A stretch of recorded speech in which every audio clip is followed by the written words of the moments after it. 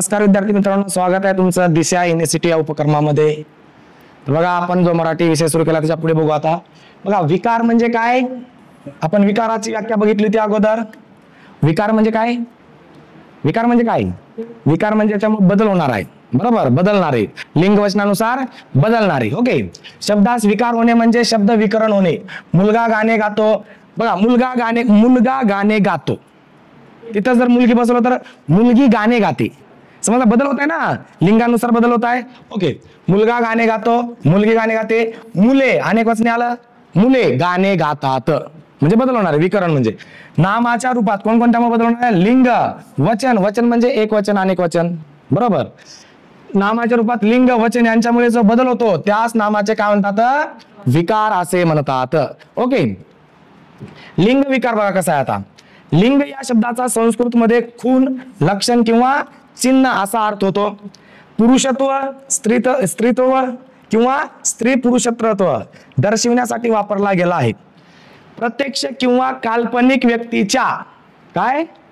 प्रत्यक्ष किंवा काल्पनिक व्यक्तीच्या, प्राण्याच्या किंवा वस्तूंच्या अंगी असणारे वास्तविक, आपण लगेच समजू शकतं मुलगा मुलगी ओळख येते, पण जर समजा वस्तूंचं लिंग ओळख येत नाही त्याच्याहून त्या काय नाही, मग त्याचा निर्देश करून ओळखला जातो. जसं की तो, ती, ते, बरोबर. तो असेल तर तो पुरुष असेल, पुरुषाला हे करायचं. ती असेल तर त्या मुलीला हे करायचं, म्हणजे स्त्रीला हे करायचं. ओके, वस्तूच्या अंगी असणारे वास्तविक किंवा काल्पनिक पुरुषत्व, स्त्रीत्व किंवा उभयाने भिन्नत्व यांचा ज्यावरून बोध होतो त्यास काय म्हणायचं? लिंग असे म्हणायचं. मुलगा, मुलगी, मुलगे, बरोबर. निसर्गातील पदार्थाचे वास्तविक अगर काल्पनिक, वास्तविक म्हणजे मुळात आहे. स्त्री म्हणलं की आपल्या पुढे लगेच सर्व स्त्री येतात, पुरुष म्हणले की आपल्या जवळ लगेच सर्व पुरुष येतात, बरोबर. आणि काल्पनिक म्हणजे आपण त्याला समजतो. बघा, जसं की तो बोर्ड म्हणतो, तो म्हटलो आपण, तो पुरुषत्व आहे, बरोबर. ते झाड म्हणलं तर ते का नाही, म्हणजे बस जसं की ती सायकल, समजलं का? ती सायकल तिला स्त्रीत्व प्राप्त करून दिलं कल्पनेच्या माध्यमातून. कल्पना केल्यानंतर बघा, इथं काल्पनिक पुरुषत्व, स्त्रीत्व अगर त्या दोघांपासून भिन्नत्व असे नपुसकत्व दाखविणारी खून त्या पदार्थाचे लिंग होय, असं कुणाच्या मते? कुलकर्णीच्या मते. दादोबा पांडुरंग तरखडकर काय म्हणतात? ज्या नामाप्रमाणे तो हे सर्वनाम लागेल, ती हे सर्व पुल्लिंगी नामे, ज्या नामाप्रमाणे ती हे सर्वनाम लागते, ती सर्वनाम स्त्रीलिंगी नामे, तर नामाचे ते हे सर्वनाम लागते ते नपुसक लिंगी. म्हणजे दादोबा पांडुरंग तरखडकरांना सांगायचं काय? तो असेल तर तो पुल्लिंगी असेल, ती असेल तर ते स्त्रीलिंगी असेल, आणि ते असेल तर ते नपुसक लिंगी असेल. कळालं का? दादोबा पांडुरंग तरखडकर तशा पद्धतीची व्याख्या करतात. लिंगभेद कसा असतो? पुल्लिंग बघा, तो, बरोबर. एखादं काही प्रश्न का? तो बोर्ड, बरोबर. तो काय? तो पुरुष, बरोबर. ती महिला, समजलं का तुम्हाला? इथं बघा, ती महिला, तो पुरुष, हे ना पुल्लिंग आहे ना. ती जसं की ती नदी स्त्रीलिंगी आली, बरोबर. तसं ते म्हणजे काय? ते झाड नपुसक लिंगी येतं, म्हणजे तेचा अर्थ असेल तर ते नपुसक लिंगी असणार आहे, ती असेल तर ते स्त्रीलिंगी असणार आहे, आणि तो असेल तर ते पुल्लिंगी असणार आहे. एवढ्यावरून कळालं तुम्हाला? ओके, बघा, लिंग विकाराची वैशिष्ट्ये काय इथं? मराठीतील लिंग व्यवस्था ही अत्यंत अनियमित स्वरूपाची व धरसोड वृत्तीची गोंधळाची आहे. हे नेमका समजत नाही नेमकं काय आहे. ओके, हे केळकर म्हणतात, आजच्या मराठी लिंगे पाहिली तर त्यात युक्तीचा किंवा तर्काचा भाग दिसत नाही, म्हणजे नेमका अर्थ कळतच नाही. कधी कधी ती वरून आहे का नाही नपुसक लिंगी अर्थ होतो, कधी कधी ते वरून स्त्रीलिंगीचा बी अर्थ होतो, नेमकं कळत नाही आपल्याला. ओके, मराठीतील प्राणी मात्राचे लिंग हे वास्तविक मानले जाते. म्हणजे आता प्राणी लगेच कळतो ना आपल्याला की स्त्रीलिंगी आहे का पुल्लिंगी आहे, नर आहे का मादी आहे, कळतं लगेच प्राण्यांचं. पण वस्तूंचं काय? वस्तूचं मात्र काय केलं जातं? काल्पनिक मानलं जातं. तुम्हाला याचा अर्थ कळला का मी काय बोललो? जर प्राणी असेल, बरोबर, तर प्राण्यांचं आपल्याला लिंग लवकर कळतं लगेच की स्त्रीलिंगी आहे का पुल्लिंगी आहे. पण वस्तूचं कळतं का? मग प्राणी जर असेल तर त्यांचं वास्तविक लिंग ठरवलं जातं, आणि वस्तू असेल तर त्याचं काल्पनिक लिंग ठरवलं जातं. समजलं तुम्हाला एक गोष्ट? ओके, मराठीमध्ये पुल्लिंग, स्त्रीलिंग व नपुसक लिंग असे किती प्रकार मानले जातात? 3. लिंग म्हणजे लक्षण, खून किंवा चिन्ह होय. हे पण चिन्ह पदार्थाचे पुरुषत्व, स्त्रीत्व, नपुसकत्व यापैकी कोणत्या तरी एक दाखविणारे चिन्ह असा मर्यादित अर्थ आहे. समजलं तुम्हाला एक गोष्ट? ओके, पुढे बघा. प्राण्यांच्या अंगी असणारे गुणधर्म वस्तूवर लादून, प्राण्यांच्या अंगी असणारे गुणधर्म वस्तूवर लादून व त्या वस्तूचे लिंग निश्चित केले जाते. समजलं का तुम्हाला एक गोष्ट? म्हणजे वस्तूंचं आपण लिंग सांगू शकत नाही, तर ते कसं ठरवायचं? मग कल्पनेच्या आधारावर कल्पना करून ठरवायचं की असं राहू शकतं. जसं आपण बोलतो ना, आपण बोलताना बघा कोणत्या ठिकाणाला आपण एका नाही, जसं आपण बघा आता नदी, नदीला नेमकं कसं म्हणायचं? म्हणजे ते नदी, ती नदी, तो नदी, आपण ती नदी म्हणतो, बरोबर? त्याला स्त्रीत्व प्राप्त करून देतो. समजलं का तुम्हाला? तशा पद्धतीनं ते कल्पनेच्या आधारावरती आहे. तुम्हाला जर म्हटलं ते तो नदी, काही फरक पडणार नाही, पण ज्यांनी तयार करून ठेवले तर सांगितले तर ते ती नदी स्त्रीत्व प्राप्त झालेलं आहे. समजलं का तुम्हाला एक गोष्ट? ओके. नामाच्या रूपावरून पुरुष जातीचा बोध होत असल्यास त्याला पुल्लिंगी म्हणायचं. म्हणजेच वस्तूवरून किंवा नामाच्या त्या रूपावरून जर पुरुषत्व कळत असेल, पुरुषत्व कळतं म्हणजे पुरुष पुल्लिंगी कसं असणार आहे? तो ने सुरू होणार. समजलं का तुम्हाला? पुल्लिंग काय असणार आहे? पुल्लिंग असणार आहे. ज्यावरून वास्तविक अथवा काल्पनिक पुरुषत्वाचा बोध होतो त्यास काय म्हणायचं? पुल्लिंग असे म्हणायचं. पुरुषत्व सूचक शब्द बघा, तो पुरुष, पती, पुत्र, भाऊ, बाबा, राजा, तरुण, बैल, रेडा. तो रेडा म्हणतो आपण, ती रेडा म्हणतो का आपण? तो रेडा म्हणतो. तो बैल, तो बकरा, तो वाघ, तो बगळा, बरोबर? तो चिमणा, चिमणा चिमणी नाही, ती चिमणी आहे. इथं चिमणा आहे, चिमणा इथं नर आहे, बरोबर? इथं बघा पुढे गुरु, तो लाडू. बघा आता लाडूचं कसं काय कळणार आहे की ते लाडू स्त्रीलिंगी आहे, पुल्लिंगी आहे? वस्तू अशी वस्तू झाली ना, ते कल्पनेच्या आधारावर तयार केलेलं आहे ते. समजलं का आता? तो लाडू, तो रेडिओ, तो अभिमान, तो फळा, तो मुलगा, तो हे सर्वनाम ज्या घटकासाठी वापरले जाते ते का असेल? पुल्लिंग. साधं सोपं. तो हे सर्वनाम ज्या घटकासाठी वापरले जाते ते का असणार आहे? पुल्लिंग असणार आहे. ओके, पुढे बघा. स्त्रीलिंगी का असणार आहे? मग आता स्त्रीलिंगी का असेल? ती वापरला असेल तर काय असेल? तर ती. नामाच्या रूपावरून स्त्री जातीचा बोध होत असल्यास व त्या नामाचे स्त्रीलिंग मानले जाते ज्यावरून वास्तविक, वास्तविक कळतं लगेच की ती मुलगी आहे, ती स्त्री आहे, ती लेडीज आहे, ती महिला आहे, बरोबर? वास्तविक अथवा काल्पनिक स्त्रीत्वाचा बोध होत असल्यास त्यास काय म्हणायचं? स्त्रीलिंग असं म्हणायचं. स्त्रीत्व सूचक शब्द कोणते येतं? ती स्त्री, ती पत्नी, ती कला, बरोबर? ती बहीण, ती आई, बरोबर? आपण कधी म्हणतो का तो आई? ती आई म्हणतो ना आपण. ती आई, ती राणी, ती तरुणी, ती गाय, तो गाय असं म्हणत नाही. तर कोणी म्हणत असेल तर त्याला मराठी येत नाही. म्हणतात कोणी कोणी स्वतःच्या मर्जीने काही बोलतात तर त्याला मराठी माहित नाही आहे. तो गाय म्हणतात बसणारे कुठं तर बाहेर राहतात ते, त्यांना इंग्लिश बी परफेक्ट येत नाही, मराठी परफेक्ट येत नाही. इंग्लिशला मराठीमध्ये, मराठीला इंग्लिशमध्ये करतात. तो गाय, तो चिमणी असं म्हणतात, पण ते नाही, ते ती चिमणी असणार आहे. ती गाय, ती म्हैस, ती घोडी, ती बकरी, ती वाघीण, ती टिटवी. टिटवी माहिती ना तुम्हाला? ती नदीच्या किनारी वगैरे असतो बघा. हा, ती चिमणी, ती सिंह, ती कवयित्री. ओके, ती या सर्व, हे महत्वाचं आहे, ती या सर्वनामाचा वापर करून स्त्रीलिंगी शब्द दाखवण्यासाठी केला जातो. ती म्हटलं तर काय असेल? ते स्त्रीलिंगी असेल. समजला आता? ओके, पुढे बघा. नपुंसक लिंगी कसा असणार आहे? इथं कोणता सर्वनाम असणार आहे? ते वालं. नामाच्या रूपावरून पुरुष जातीचा किंवा स्त्री जातीची बोध होत नसल्यास, म्हणजे ना नेमकं समजतच नाही ते पुरुष आहे का स्त्री आहे, नेमकं त्याला काय, म्हणजे त्याला काय म्हणायचं हे समजतच नसेल तर ते काय असतं? नपुंसक लिंग असतं. ज्यावरून वास्तविक अथवा काल्पनिक पुरुषत्व, बघा वास्तविक अथवा काल्पनिक पुरुषत्व, काल्पनिकचा अर्थ काय लागेल तुम्हाला?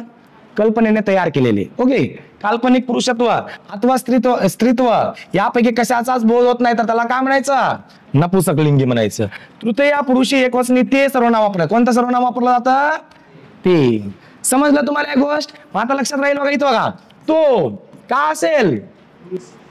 पुल्लिंग असेल. ती का असेल? स्त्रीलिंग असेल. ते का असतील? एवढ्यावरून तुम्ही लगेच समजू शकता की ते पुल्लिंग आहे का स्त्रीलिंग आहे का नपुंसक लिंग आहे. कळालं आता? पुढे बघा. उदाहरणार्थ, ते मूल, म्हणजे ते मूल, मूल म्हणजे मुलाला आपण कधी कधी मुलीला आपण मूल म्हणतो, मुलाला आपण मूल म्हणतो. ते मूल, त्याच्यावरून कळत नाही नेमकं की ती मुलगी आहे का मुलगा आहे, त्यामुळे ते मूल. ओके, ते घोडे, ते कुत्रे, ते बकरे, ते सिंगरू, ते वासरू, बरोबर, ते पिल्लू. ओके, हा कळालं. क्षुद्रत्व गौणत्व दाखवण्यासाठी नपुंसकलिंगी वापरले जाते. मुलगी किंवा मुलगा, घोडा किंवा घोडी याबद्दल बोलणाऱ्यास व लिहिणाऱ्यास निश्चित माहिती नसते तेव्हा नपुंसकलिंगी शब्द वापरले जातात. कळालं? नेमका अर्थ कळत नाही की ते स्त्रीलिंगी आहे, नेमका अर्थ कळत नाही ते पुल्लिंगी आहे. जर याच्यामध्ये कन्फ्युज होत असेल तर समजायचं ते पुल्लिंगी पण नाही स्त्रीलिंगी पण नाही, तर ते काय आहे? नपुंसकलिंगी. ओके. उदाहरणार्थ काय? घोडे मेले ओझ्याने, सिंगरू मेले हेलपाट्यांनी. बरोबर. सामान्य लिंग बघा आता. दादोबा पांडुरंग तरखडकरांच्या मते ज्या नामेवरून पुरुष स्त्री नपुंसक लिंगी कोणत्याही लिंगाचा ज्या काळी एखाद्या वाक्यात निश्चित करता येत नाही, म्हणजे नेमकं समजत नाही, त्यास काय म्हणायचं? सामान्य लिंग. मित्र, पक्षी, मित्र मुलगी भी राहू शकते, मित्र मुलगा भी राहू शकतो. बरोबर. पक्षी, मी, तू. दादोबांनी सामान्य लिंग हे 3 लिंगाशिवाय मांडला आहे. म्हणजे दादोबा पांडुरंग तरखडकरांनी काय म्हटलंय? हे जे पुल्लिंग आहे, स्त्रीलिंग आहे आणि नपुंसक लिंग आहे, ह्यांना सोडून सुद्धा दुसरे एक लिंग आहे, सामान्य लिंग आहे, असं कोण म्हटलंय? दादोबा पांडुरंग तरखडकर. मोरकेशव दामले यांनी संदिग्ध, संशययुक्त किंवा अनिश्चित लिंग मांडलेले आहेत. चिपळूणकर उभयलिंगी किंवा अनेक लिंगी. आता बघा, भाववाचक नामाची लिंग व्यवस्था कशी आहे? प्रत्यय भाववाचक नामे. पणा, गोडपणा आपण काल बघितलं होतं. गोडपणा, कडवटपणा, बरोबर, भोळेपणा, नंतर विसराळूपणा वगैरे बघितलं होतं आपण काल. शहाणपणा, वा, गारवा, गोडवा, ओलावा. स्त्रीलिंगी प्रत्यय कसं असतात भाववाचक नामे? ई, माधुरी, गोडी, लबाडी, खोटी, गरिबी. ओके. की लागल तर माणुसकी, गावकी आणि भावकी. भावकी माहिती आहे तुम्हाला? आपली भावकी. भावकी कधी कधी डेंजर असते. नम्रता, चतुरता, श्रेष्ठता, नीचता. गिरी, कामगिरी, गुलामगिरी, लुच्चेगिरी, फसवेगिरी, फालतूगिरी. बरोबर. हे सगळे गिरीवाले. आई कसे असेल? धुलाई, सिलाई, चपळाई, दांडगाई. ओके. नपुंसकलिंगी नामे कसं तयार होतात? प्रत्यय म्हणजे काय माहिती ना तुम्हाला? प्रत्यय म्हणजे काय? प्रत्यय म्हणजे विभक्तीचे प्रत्यय बघितलं होतं आपण, सांगितलं होतं मला मी काल परवा. बरोबर. विभक्तीच्या नामाच्या पुढे लागणारे शब्द, समजलं? त्याला काय म्हणायचं? प्रत्यय. शब्दाच्या पुढे लागणार आहे. ओके. प्रत्यय. य, माधुर्य, शौर्य, धैर्य, गांभीर्य, मित्रत्व, शत्रुत्व, श्रेष्ठत्व, नेतृत्व. पण कसं होणार आहे? देवपण, शानपण, मोठेपण, गौरव, राघव, माधव. ओके. हे अशा पद्धतीचे काय आहेत? हे प्रत्यय लागून तयार होणारे शब्द आहेत. ओके. आणि ते प्रत्ययच आहेत. त्यासाठी पुढे बघा, स्त्रीलिंगी नामे कसं असतात? मारामारी, पळापळी वगैरे तुम्हाला कळालं, ती स्त्रीलिंगी. तो, ते. मग ते जर समजा तुम्हाला कळत नसेल तर त्याच्या पुढे, त्या शब्दाच्या पुढे काय नाही, तो, ती, ते हे शब्द वापरून बघायचा आणि त्याच्यानंतर त्याचा अर्थ काय निघतंय त्याच्यावरून ठरवायचं ते की कोणत्या लिंगामध्ये येतं ते. समजलं आता? बाकीचं मग सगळे शब्द करण्यात काय अर्थ नाही आहे. ओके. पुढे बघा, सुतार, सुतारीन, वाघ, वाघीन.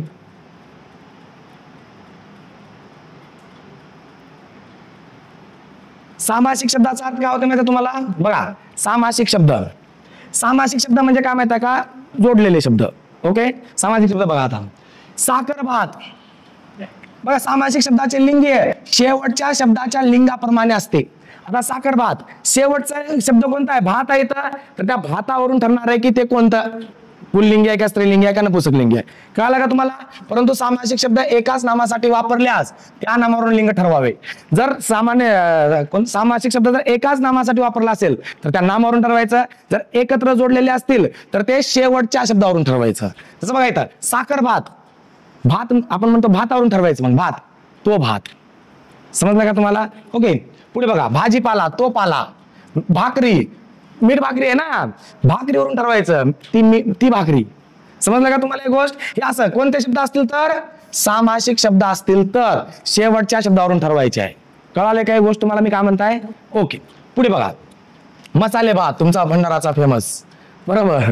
त्यानंतर आपल्याला काही काम धंदा नाही आहे, तो धंदा. समजलं? काही बघा इथं बघा, हे महत्वाचं आहे. काही प्राण्यांच्या, पक्ष्यांच्या, कीटकांच्या नावाचा उल्लेख नेहमी काय केला जातो? पुल्लिंग केला जातो. काही प्राणी, पक्षी, कीटक असतात ते जरी आपल्याला वाटत असं स्त्रीलिंगी म्हणजे स्त्रीलिंगी किंवा असतील असं वाटत असलं तरी त्याचा उल्लेख नेहमी कसा केला जातो? पुल्लिंगी केला जातो. तो गरुड, तो टोळ, तो पोपट, तो मासा. बरोबर. तो साप, तो सुरवंट, तो सरडा, तो उंदीर, तो कावळा, तो डास. समजलं का तुम्हाला? ओके.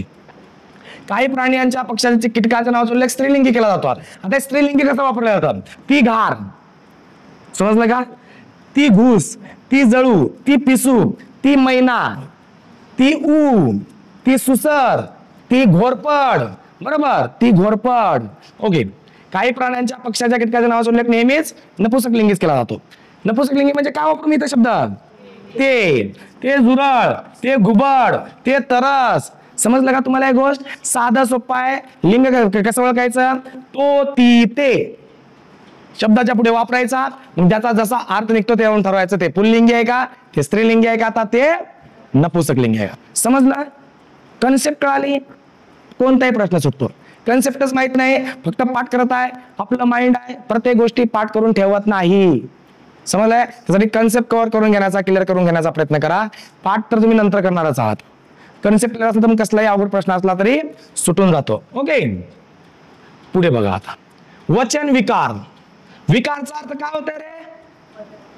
बदल होणे. लिंग वचनानुसार बदल होणारे वचन विकार. बघा, वचन बोलणे किंवा निर्धारपूर्वक कृती करण्याचे आश्वासन देणे. पण व्याकरणात वचन या शब्दाचा अर्थ संख्या सूचित करतो. आपलं वचन वेगळं. मी तुम्हाला वचन देतो की मी पुढच्या वर्षी पास होईनच, असे वचन प्रत्येक वर्षी देतो. नंतर 32व्या वर्षी कळतं अरे यार माझं वचन तर तेव्हाच वचन दिलेलं काय होतं ना, पुढच्या व्यक्तीला काय होतं. वचन आपलं नाही दिलं असेल ना, पुढच्या वर्षी 100% रिझल्ट आणेनच. हे पुढच्या वर्षी त्याचं 2017चं असतं, 2025 आलेलं आहे तरी त्याचं चालूच आहे अजून. आणि हे सोडायचं पण नाही. जिद्द असते, जिद्द जोपर्यंत आहे तोपर्यंत सोडायचं नाही. ते म्हणतात बघा की पुढे काय होणार आपल्याला काय माहित नाही, वो तो मुकद्दर की बात है, आप कोशिश भी ना करे वो तो गलत बात है. तर आपलं काम काय?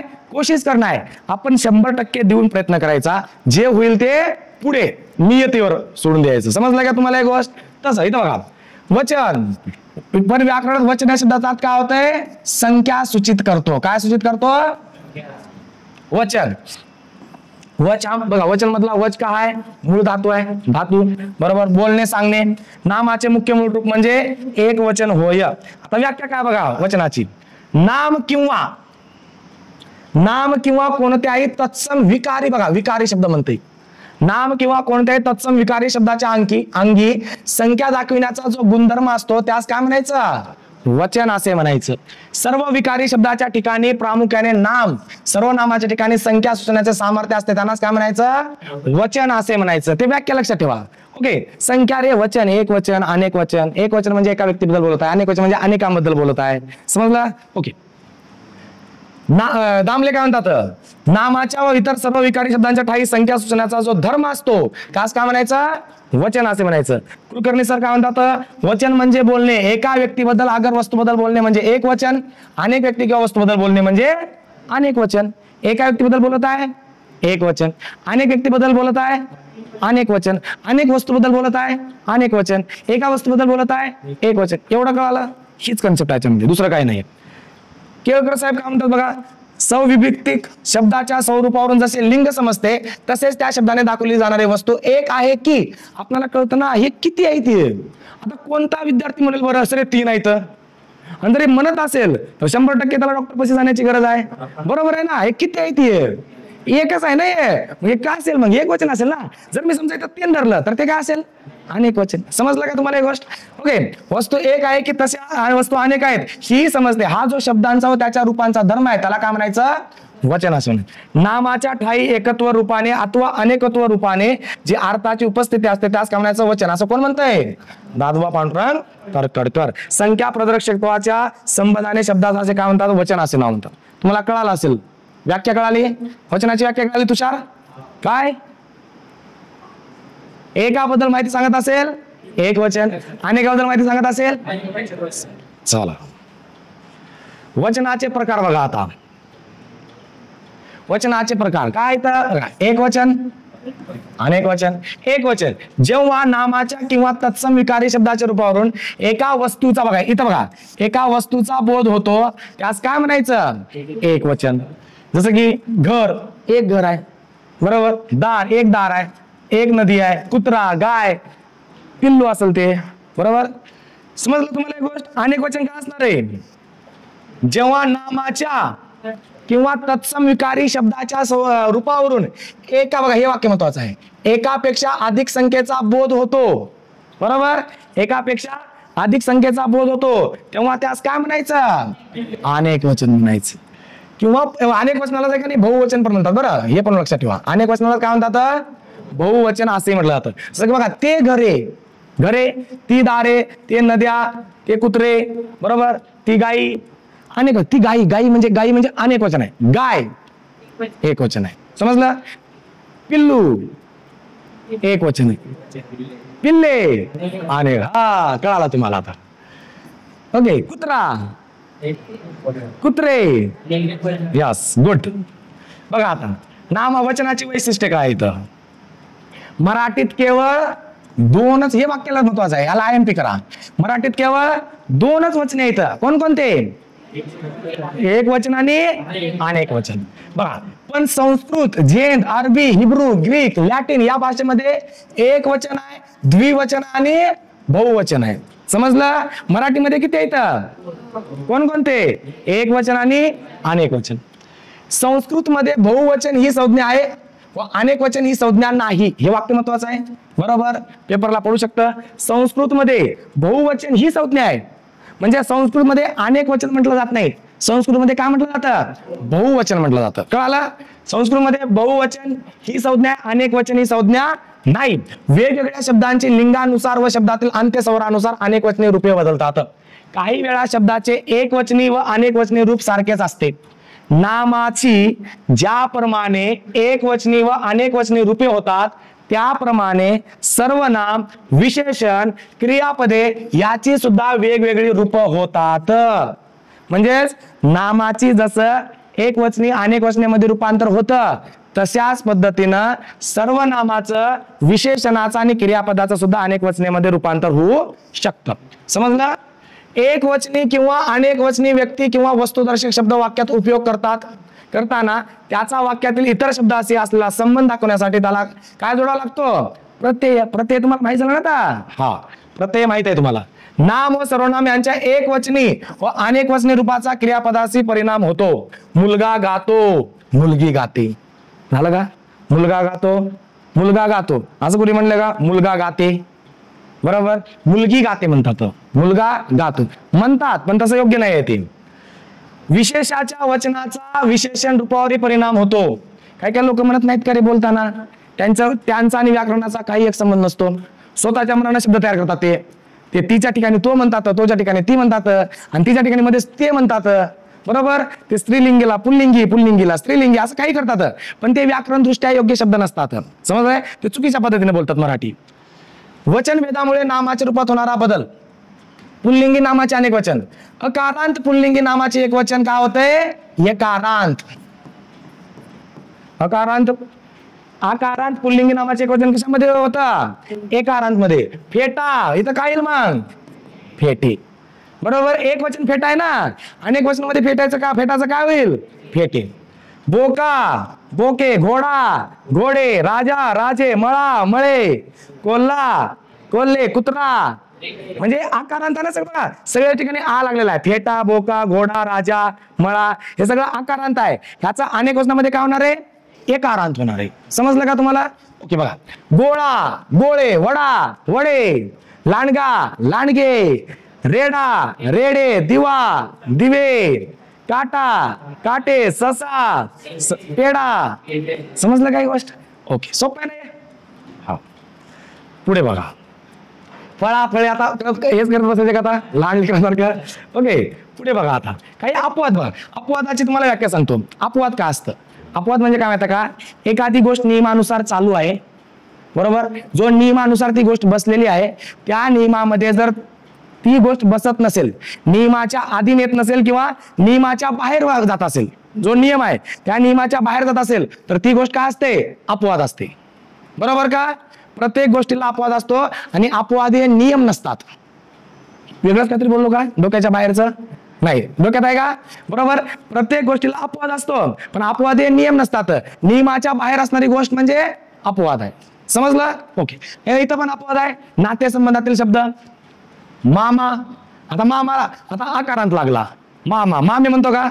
नाही म्हणत, मामाच म्हणतो. मला 3 मामा आहेत. मग आपण मला 3 मामा आहेत, मला 4 मामा आहेत. समजलं का तुम्हाला एक गोष्ट? मला 1 मामा आहे, 1 मामा, 3 मामा. समजलं? इथं असं नाही मला 3 मामे आहेत, नाही. ओके. बाबा बाबे होणार आहे का? नाही होणार आहे. काका काके, नाना नाणे होणार आहे का? नाही. हे अपवाद आहे. ते हे नातेसंबंधातले जे शब्द येतात ते यांचं एक वचन म्हणजे अनेक वचनीमध्ये रूपांतर होणार नाही. ते नेहमी एक वचनीमध्येच बोललं जातं. अप्पा, आप्पे म्हणतो का? आप्पे वेगळे, खायचे आप्पे वेगळे. इथं आप्पा म्हणजे आपण वडिलांना किंवा काकांना वगैरे म्हणतो ते आप्पा. इथं चहा, चाहे, मला 3 चाहे पाहिजे नाही म्हणत आपण, मला 3 चहा पाहिजे म्हणतो. त्याचं होत नाही, अनेक वचनाचं होत नाही. आता नियम दुसरा बघा. आकारांत शिवाय इतर सर्व पुल्लिंगी अ इ उ अवकारांत नामाचे रूपे दोन्ही वचनात काय असतात? सारखेच असतात. देव, देव ह्याचा अर्थ काय माहिती आहे का? जर अ असेल, ई असेल, उ असेल, बरोबर, हे नेहमीच काय असणार? ऍज इट इज, जसे असतं तसं असणार. पूजा झोपायचंय का? नाही. ओके. देव, देव. राक्षस, मद, आहे नाही तर वाघ, ह्यांचा आहे का नाही अनेक वचनीमध्ये तेच राहणार आहे, बरोबर, ते बदलणार नाही. कळालं? अ इ उ. ओके. नट, नट मित्र, दात, शिक्षक, लेखक. हा, समजलं तुम्हाला? आता बघा, ई मध्ये असेल तर त्यांचं सुद्धा अनेक वचनीमध्ये काय असणार आहे? ईच असणार आहे, बरोबर. इथं बघा, कवी, कवीच असणार आहे. ह्यांचा अनेक वचनामध्ये बदल होणार नाही. हत्ती, हत्ती. माळी, माळी. भोई, तेली, शिपाई, गवई, शिंपी, साळी. हे काय असणार आहे? अनेक वचनामध्ये सुद्धा एकच असणार आहेत, तेच असणार आहेत. कळालं तुम्हाला एक गोष्ट? पण कोणतं हे नियम हे लक्षात ठेवा. ई पासून ई किंवा ईच असणार आहे. ओके, ठीक आहे. इथं बघा यांचं पण आता उच उ तेच असणार आहे. गुरु, गुरुच असणार आहे. ओके. शत्रू, शत्रूच असणार आहे. लाडू, लाडू असणार आहे, बरोबर. नंतर पेरू, पेरू असणार आहे. हेतू, हेतूच असणार आहे. ह्यांच्यामध्ये अनेक वचनामध्ये सुद्धा बदल होणार नाही. ते एक वचनी आणि अनेक वचनी दोन्हीमध्ये काय असणार? आता सेमच असणार, सारखेच असणार ते. कळालं आता? समजलं? ओके. पक्ष्यांचा का असतंय? पक्ष्यांचा गोंधळ कुठं बघितलायस तू? पक्ष्यांचा किलबिलाट असते, बरोबर ना? किलबिलाट, बरोबर. अजून काय असतं? पक्ष्यांचा थवा असते, बरोबर. ओके. बघा, स्त्रीलिंगी नामाचे अनेक वचन कसं होतात? हो, काय म्हणता अश्विनी मॅडम? काय म्हणता? नाही? बघा मग नियम काय?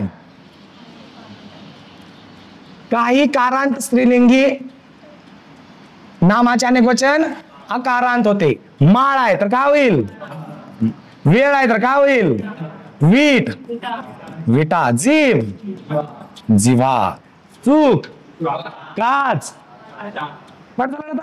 तारीखचं काय होईल? तारखा. चिंच, मान.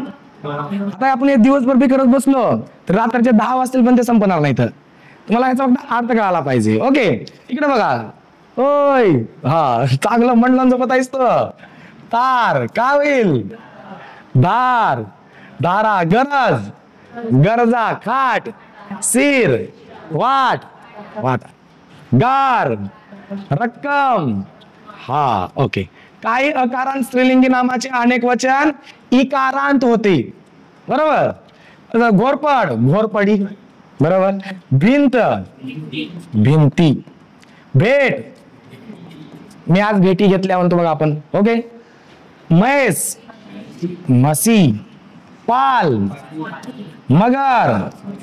हा, इथं वीर, जात, बोर, वाघीण, वाघीण, वाघिणी. सुसर, जास्वंद, घागर, मैत्रीण, मैत्रिणी. खान, इमारत. हा, बस झालं. आता अपवाद पण असतील. आता अपवाद काय काय असणार मग? काही अकारांत स्त्रीलिंगी नामाचे अनेक वचन होताना ये नंतर ई आल्यास येचा लोप होतो. बघा, हे वाक्य अगोदर लक्षात घ्या. काही अकारांत स्त्रीलिंगी नामाचे अकारांत, बरोबर, म्हणजे का आकार आवाज करताना बघा तसं. पंगत अकारांत आहे, अ शेवटला, बरोबर. काही अकारांत स्त्रीलिंगी नामाचे अनेक वचन होताना ये नंतर ई आल्यास कशाचा लोप होतोय? येचा लोप होतो. म्हणजे काय? येचा लोप होतो, ये बाजूला जातं. ओके, बघा. गाय इथं काय येईल? गाई, ई आलं, समजलं? ये बाजूला गेलं. सोय, सोयी. कोय, कोई. ओके, सोय, सोयी. माय, माई, आपण म्हणतो ना माई. सिंधुताई सपकाळ आपण माई म्हणतो, बरोबर. सवय, सवयी. समजलं का? अकारांत स्त्रीलिंगी शब्दांचे अनेक बघा इथे हे महत्वाचं आहे. इथे कोणतं अंत आहे? अकारांत. म्हणजे अकारांत म्हणजे काय रे? अकारांत म्हणजे जशा पद्धतीचा उच्चार होतो तिथं. समजलं तुम्हाला? अकारांत स्त्रीलिंगी शब्दाचे अनेक वचन करताना काहीचे आकारांत, काहीचे इकारांत, तर काहीचे विकल्पाने दोन्ही प्रकारचे अनेक वचन होते. वागणूक, वागणुका, वागणुकी. कर्मणूक, कर्मणुका, कर्मणुकी. बरोबर. जाचणूक, जाचणुका. निवडणूक, आपण म्हणतो बघा निवडणुका झाल्या किंवा निवडणुकी पार पडल्या म्हणतो बघा बोलताना की 2024 साली महाराष्ट्र विधानसभेच्या निवडणुका झाल्या. 2024 साली महाराष्ट्र विधानसभा निवडणुकी पार पडल्या. समजलं का? वेगवेगळ्या म्हणजे दोन्ही वापरू शकतो आपण. परात, आता पराता, पराती. ओके. फसवणूक, फसवणुका, फसवणुकी. समजलं का तुम्हाला एक गोष्ट? ओके. पुढे बघा नियम क्रमांक 2 काय? नियम क्रमांक 2 आहे अकारांत स्त्रीलिंगी तत्सम नामाचे अनेक वचन एक वचन सारखेच राहते. इकडे बघा अकारांत स्त्रीलिंगी तत्सम नामाचे अनेक वचन एक वचनच राहते. भाषा बदलत नाही. काय राहील मग? भाषाच. आशा, आशा. पूजा, पूजा. दिशा, विना, कन्या, माता. आता असं करत बसायचं. आता विद्या, माला, व्याख्या, इच्छा, कला, आज्ञा, परीक्षा, विधवा. ह्या सर्वांचं काय असणार आहे? ऍज इट इज असणार आहे. बरोबर. समजलं? इकडे सभा, सभाच. माया, माया. इच्छा भरपूर, इच्छा भरपूर आहेत ना. हा, कोणकोणत्या? अगोदर सगळ्यात अगोदर अधिकारी व्हायचे आहे. बाकीच्या नंतर अगोदर त्या गोष्टी सांगसाल, नंतर अधिकारी सांगसाल. अगोदर काय व्हायचं आपल्याला? अधिकारी. इकारांत नामाचे अनेक वचन होते. एक वचन असेल तर अनेक वचनामध्ये काय होणार आहे? ते या होणार आहे. ओके. इकारांताचं अनेक वचनामध्ये काय होणार आहे? याकारांत होणार आहे. ओके. बघा नदी आहे, काय होईल? गादी आहे. वाडी, काठी, साडी, बी, वेणी, भाजी, पंथी, पंथ्या. म्हणजे इकारांत एक वचने असेल तर अनेक वचनामध्ये याकारांत होणार आहे. हे वाक्य लक्षात ठेवा अगोदर. ओके. समयी, समया. लेखनी, लेखन्या. जाळी, जाळ्या. भाकरी, भाकऱ्या. स्त्री, स्त्रिया. चांदणी, चांदण्या. बाटली, बाटल्या. सखी, सख्या. पोथी. हा बस झालं. वया वगैरे. त्याला अपवाद बी असला आता इथं तसंच राहणार आहे. त्याच्यामध्ये बदल होणार नाही. दासी, गती, लेणी, दृष्टी, देवी, नीती. आता आपण म्हटलं होतं इकारांत असेल तरी आकारांत होईल, पण हे काय इथं अपवाद आहे. इथं अपवाद म्हणजे ते नियमामध्ये बसत नाही. तर मग काय होईल? माती ऍज इट इज मातीच राहील. बरोबर. गोपी, गोपी. भक्ती, भक्तीच. हे काय ते? हे अपवाद आहेत. कशाला अपवाद आहेत? त्या इकारांचं याकारामध्ये जर अनेक वचन होणार होतं पण ते होऊ शकत नाही. म्हणजेच ते काय? अपवाद आहे. ओके. संस्कृत मधून बघा हे वाक्य बघा. संस्कृत मधून मराठीत आलेल्या रस्व एकारांत तत्सम स्त्रीलिंगी शब्दाची रूपे अनेक वचनात तसेच राहतात. म्हणजे रस्व म्हणजे तुम्हाला शब्द सांगतो. रस्व म्हणजे काय? पहिला उकार, पहिली वेलांटी. बरोबर. हे रस्व असतात. एक मात्रा. ओके. बघा गती ऍज इट इज राहील. ते इथं बघा वाक्य बघा. संस्कृत मधून मराठीत आलेल्या रस्व एकारांत तत्सम स्त्रीलिंगी शब्दाची रूपे अनेक वचनात सुद्धा जशास तसंच राहतात. समजलं? जर कोणकोणते येतं? गती, मती, प्रीती, मिती. हे संस्कृत शब्द आहेत. बरोबर. फक्त एवढंच की असं होणार आहे ते एक वचनामध्ये ऍज इट इज. ओके. कुठून आले तर? संस्कृत मधून मराठीत आले असतील तर. उकारांत स्त्रीलिंगी नामाचे अनेक वचनात काय रूपांतर होते?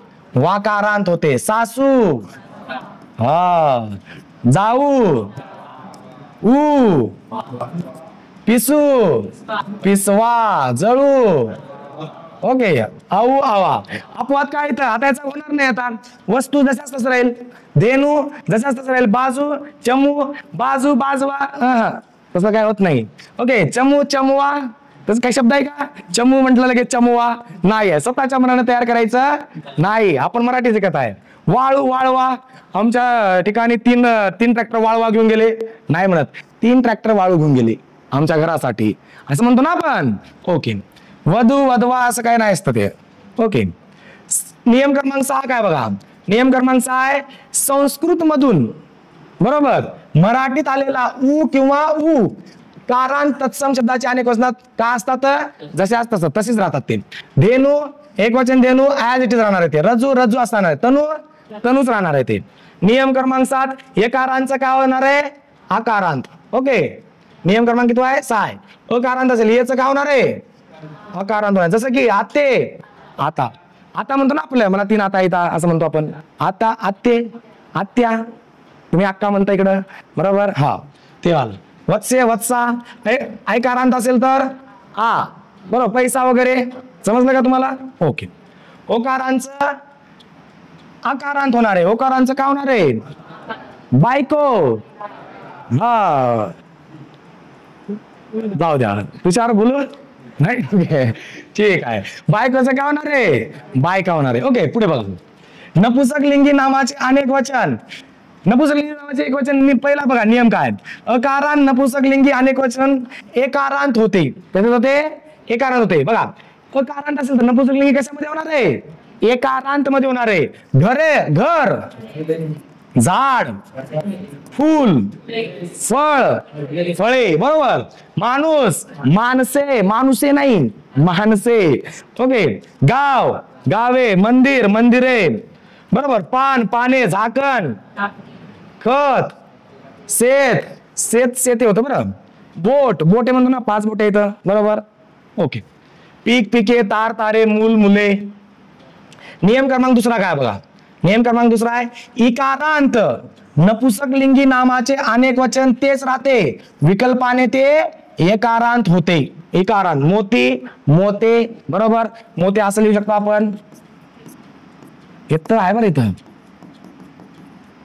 असं समजलं तुम्हाला एक गोष्ट. ओके, मिरी मिरे. अपवाद याला बी येतं, पाणी. अपवाद म्हणजे काय, जसे असं तसं राहील, बदल होणार नाही. पाणी, दही, लोणी, ताकवणी, गुळवणी, चिंचवणी, अस्ती ह्याच्यामध्ये बदल होईल का, ह्याच्यामध्ये बदल होणार नाही. नियम क्रमांक 3 काय बघा. नियम क्रमांक 3 आहे, हे कशाला चालू आहे पण आपलं, नपुसक लिंगीचं चालू आहे आपलं. कसं चालू आहे, नपुसक लिंगीचं. नियम क्रमांक 3 काय बघा.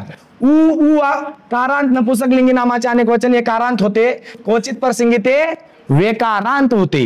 ओके, गुरु गुरे, वासरू वासरे, पिल्लू पिल्ले, पाखरू पाखरे म्हणतो ना आपण, लिंबू लिंबे बरोबर. हा अशा पद्धतीने. लेकरू लेकरे, कोकरू कोकरे या अशा पद्धतीने होणार आहे. उ असे बघा, उकारांत उकारांत असेल तर त्याचं काय होणार आहे, अनेक वचनामध्ये वेकारांत होणार. आळू आळवे, गळू गळवे बरोबर. हे अशा पद्धतीने. आसू आसवे, समजले का, तारू. हा अच्छा. नियम क्रमांक 14 काय बघा. एकारांत नपुसक लिंगी, एकारांत नपुसक लिंगी नामाचे अनेक वचन कशामध्ये होणार आहे, इकारांत मध्ये होणार आहे. हे नियम लक्षात ठेवा अगोदर. एकारांत नपुसक लिंगी नामाचे अनेक वचन इकारांत होणार आहे. केळे केळी, रताळे रताळी, खेडे खेडी, कारले कारली, तळे तळी बरोबर. गाडगे लाटणे लाटणी, घराने. समजलं का तुम्हाला एक गोष्ट. इथं काय होणार आहे, एकारांत नपुसक लिंगी नामाचे अनेक वचन इकारांत होणार आहे. साधं सोपं. ओके ठीक आहे, चला पुढे. अपवाद काय काय. सोन्याचं सोनी होत नाही बरोबर. सोने सोनेच राहील. तांबे शिसे रुपे हे काय ते, हे आहे तर अपवाद आहे. हे काय तर अपवाद आहे. आ ऐ ओ औ कारांत नपुसक लिंगी शब्द मराठीत आढळत नाहीत. हे वाक्य लक्षात ठेवा IMP करायला. आ ऐ ओ औ कारांत नपुसक लिंगी शब्द मराठीत आढळत नाहीत. समजलं. ओके पुढे बघा. आता नामाचे वचन ठरविताना लिंग व अंत्यस्वर लक्षात घेऊन वचनिकार करावा. लिंग व अंत्यस्वर लक्षात घेऊन काय करावा, वचन विचार करावा. ओके. स्वर आ पुल्लिंगी असेल तर ये होईल, स्त्रीलिंगी असेल तर आ होईल. समजलं का तुम्हाला एक गोष्ट? हे अशा पद्धतीने तुम्हाला काय करायचं आहे, लक्षात ठेवायचं. कशाचं असेल तर नामाचे वचन ठरवतात लिंग व अंत्यस्वर लक्षात घेऊन वचन विचार करावा. पुढे बघा, वचनाविषयी काय महत्वाचे नियम आहेत. वचनाविषयी महत्वाचे नियम काय आहेत? नामाचे अनेक वचन, धान्याची नामे अनेक वचनी वापरतात. धान्याची नामे म्हणजे पदार्थ, बरोबर. धान्य धान्य धान्य कळतं ना तुम्हाला? यस. जसं की धने, दाणे, मोहऱ्या, मेथ्या, चवळ्या, मटक्या. धान्याची नामे अनेक वचनी वापरली जातात, वापरता येतात. बरोबर. बघा, मेथीचं मेथ्या वगैरे, समजलं. चवळीचं चवळ्या, मटकीचं मटक्या होऊ शकतं. कशाची पण? धान्याची. ज्वारी, बाजरी स्त्रीलिंगी एक वचनी वापरलं जातं. आपण म्हणतो का तो ज्वारी? तो ज्वारी म्हणतो आपण. तो बाजरी म्हणतो का? नाही, ती ज्वारी म्हणतो, ती बाजरी म्हणतो. म्हणजे ज्वारी आणि बाजरी हे नेहमी स्त्रीलिंगीच वापरलं जातं. समजलं गोष्ट आता? ओके. सामान्य रूप, सामान्य नामाचे अनेक वचन. बघा, सामान्य नामाचे अनेक वचन होते. सामान्य नाम जे असतात, आपण काल बघितलं होतं ना, सामान्य नाम बघितलं होतं आपण, विशेष नाम बघितलं होतं आपण, बरोबर, आणि भाववाचक नाम बघितलं होतं. आपण म्हटलं होतं विशेष नामाचे मी तुम्हाला उदाहरण दिलं होतं. सिद्धोधन विशेष नाम आहे. सिद्धोधनचं आहे का अनेक वचन होईल का? नाही होत. मुलगा, मुले अनेक वचन होते. मुलगाचं मुलगे होऊ शकतं नाही. मुलगा सामान्य नाम आहे ना. समजलं का तुम्हाला?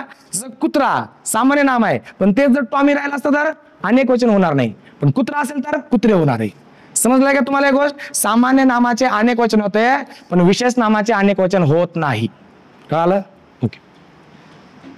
विशेष नाम, जर वाक्यात विशेषणाचे अनेक वचन केले तर, जर समजा कधी कधी असं होतं, जर ते विशेष नाम आहे पण विशेष नाम इथं काय म्हटले, जर वाक्यात विशेष नामाचे अनेक वचन केलं तर ते विशेष नाम राहत नाही, तर ते काय म्हणून काम करतं? सामान्य नाम. म्हणजेच विशेष नामाचे जर अनेक वचन म्हणून वापर केला वाक्यामध्ये तर तो का राहील? तो विशेष नाम राहणार नाही, तर तो कशाचं काम करेल? सामान्य नामाचं काम करेल. कळालं आता? ओके. जसं की आमच्या गावात 4 चंद्रशेखर आहेत, बरोबर. आमच्या वर्गात 5 पाटील आहेत. आपण बघितलं नाही, इथं आहे का नाही, पाटील विशेष नाम आहे, पण इथं कशा पद्धतीने काम करत आहे? सामान्य नामासारखं काम करत आहे. समजलं का तुम्हाला एक गोष्ट? ओके. भाववाचक नाम, भाववाचक नामाचा उपयोग अनेक वचनासारखा केला तर तेच सामान्य नामाचे. म्हणजेच बघा, भाववाचक नामाचा जर अनेक वचनामध्ये रूपांतर केलं तर ते भाववाचक नाम राहत नाही, तर ते कशाचं काम करतं? सामान्य नामाचं कार्य करतं.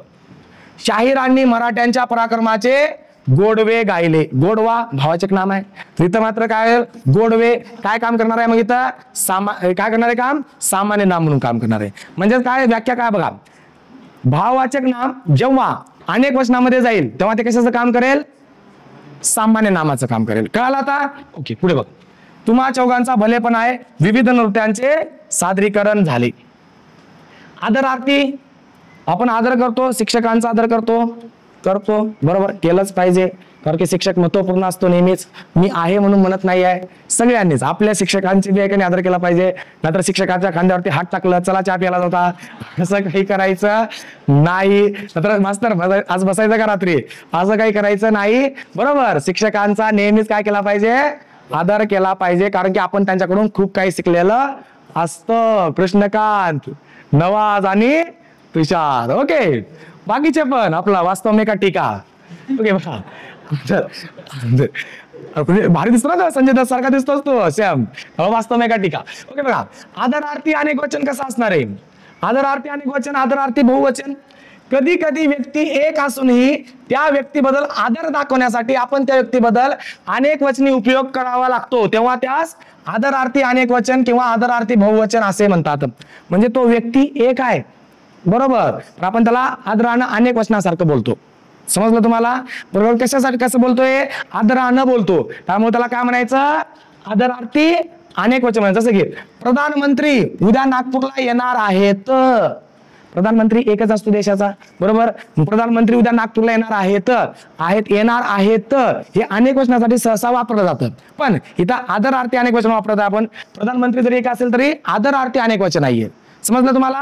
प्रधानमंत्री उद्या नागपूरला येणार आहेत. ज्ञानेश्वर हे संत कवी, हे थोर संत कवी होते. ज्ञानेश्वर महाराज एकच आहेत इथं, बरोबर, पण आदरार्थी ते होते असं होत आहे ते. समजलं का तुम्हाला? गुरुजी वर्गात आले, घंटा होतात, शिक्षक वर्गात आले. तहसीलदारांनी पत्रकार परिषद घेतली, शिक्षण मंत्र्यांनी आश्वासन दिले, माझे बाबा नानासाहेबांकडे गेले, चिमाजी अप्पा बाजीरावांना भेटले, गोपिकाबाईंना राग आला, बाईसाहेब घरात नाहीत. बाईसाहेब म्हणजे एका व्यक्तीबद्दल बोलत आहे, पण आदरार्थी आहे, बाईसाहेब घरात नाहीत. समजलं का तुम्हाला? ओके. मराठीतला आहे का नाही आदरदर्शक शब्द कोणकोणते आहेत बघा. आदरदर्शक शब्द आहेत पुल्लिंगीमध्ये कोणकोणते आहेत? राव, रावजी, सुरू करू नका आता गाणं लगेच, पंत, शास्त्री, आज्ञार्य, बुवा, भटजी, सेठ, सेठजी, भाई, दास, जी आपण बोलतो म्हणतो जी, बा. हे बा आपण कधी बोलतो? आज खूप पाऊस पडला बा, बरोबर. ओके. नंतर साहेब, बोवा, बुवा, बाई, काकू, काकी, जीजी, अक्का, आका, आई, आका. ओके. दादा, तात्या, आप्पा, नाना, अण्णा, नाना हे शब्द कधी कधी आदर सूचक म्हणून उपयोग करतो. समजलं? तुमच्याकडे बोलता का नाही माहित नाही, आमच्याकडे एका नाही वडिलांना सुद्धा अण्णा म्हटलं जातं. समजलं? तुमच्याकडे म्हणत असतील? नाही म्हणतात, पण आमच्याकडे म्हणतात. तिकडे आमच्याकडे म्हणजे काय, आपण सगळे एकच आहोत. महाराष्ट्र आपला, महाराष्ट्र, जय महाराष्ट्र. महाराष्ट्र नेहमीच पुढे असला पाहिजे, आपण तो पुढे राहण्यासाठी आपण सातत्यानं प्रयत्न केला पाहिजे. ओके. सकाराम, पंत, तात्या, रघुनाथराव, दादा असे शब्द वापरला जातो. ओके. विपुलता दाखवण्यासाठी यंदा पार्वतीबाईंनी बरीच मोहरी विकत घेतली, बरोबर. बाजारात चिक्कार आंबा आला आहे, बिल गेट्स जवळ प्रचंड पैसा आहे. होय. मुख्यमंत्र्याच्या सभेला लाख माणूस जमला होता, त्याने 100 वडा केला. हे विपुलता दाखवण्यासाठीच आहे. सलगी दाखवण्यासाठी दादा मला एक वहिनी आण, दादा मला एक वहिनी आण. ओके. आई जेवायला वाढ, अगं काकू ताईला दे एक चिकू, अरे मामा तू मला पुस्तक दे. समजलं? हे दाखवण्यासाठी काय, सलगी दाखवण्यासाठी. पुढे बघा, काही शब्द नेहमीच काय असतात, अनेक वचनीच वापरले जातात. काही शब्द नेहमीच अनेक वचनीच असतात. क्लेश, रोमांच, शहारे, कांजिन्या, मुसक्या, आट्यापाट्या, कष्ट, ओढे वेडे, गप्पा, चिपळ्या, डोहाळे, खस्ता, खडवा. आयुष्यभर त्याला खूप क्लेश झाले. हे नेहमी अनेक वचनीच वापरलं जाणार आहे. त्या दृश्याने माझ्या अंगावर शहारे आले, बरोबर. त्या दृश्याने माझ्या अंगावर शहारे. कारावासात क्रांतिकारकांचे हाल झाले, आटापाट्या खेळताना तो पडला, लाडक्या कमलला डोहाळे लागले. ओके.